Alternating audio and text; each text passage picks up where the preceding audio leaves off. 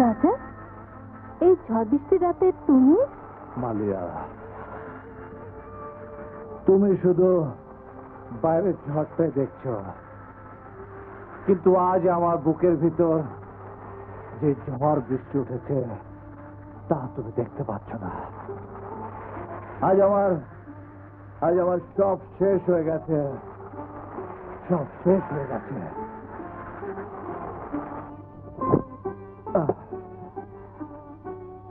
রাজা,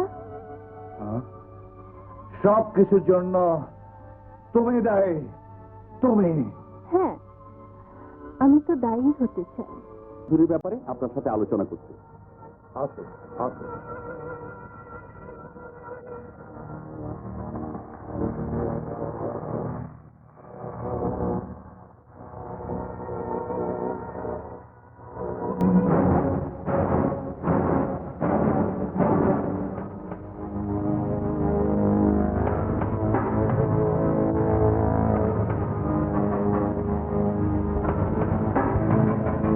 ধরার দায়িত্ব তুমি বাদশাকে দিচ্ছ?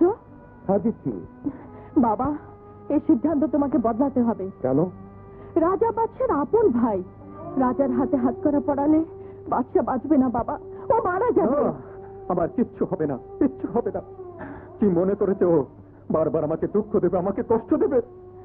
বাদশা, আমি জানি এটা তোমার মনের কথা নয়। তুমি যন্ত্রণাকে বুকের মধ্যে চাপা দিয়ে রাজার উপর অভিমান করে কথা বলছো। না বর্ষা, না, কারো উপর আমার কোনো ক্ষোভ নেই, কোনো অভিমান নেই, আমার কোনো যন্ত্রণা নেই। আমি বুকে পাথর বেঁধেছি। আমি একজন পুলিশ অফিসারের বেশি কিছু আমি বুঝি না, বুঝতে চাই না।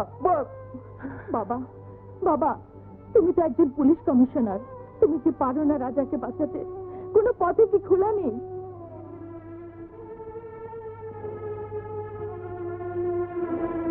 আছে আছে, আছে স্যার। একটি পথই খোলা আছে। হ্যাঁ, রাজা যদি তার চক্রে সবাইকে ধরিয়ে দিয়ে নিজের রাজসাক্ষী হয়, তাহলে আমি তাকে রক্ষা করতে পারি। স্যার, একটিবার আমাকে এই সুযোগ দিন। রাজাকে আমি অবশ্যই পথ থেকে ফেরাবো। আমি আপনাকে কথা দিচ্ছি স্যার। প্লিজ বাবা। Sir, thank you sir, thank you.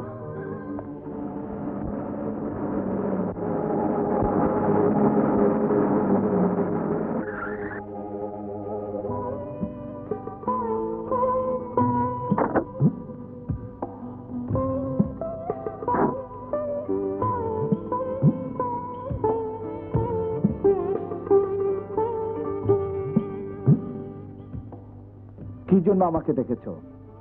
এতদিন যে অপরাধ করে এসেছিস তার সমস্ত প্রমাণ পুলিশের হাতে এসে গেছে। প্রমাণ?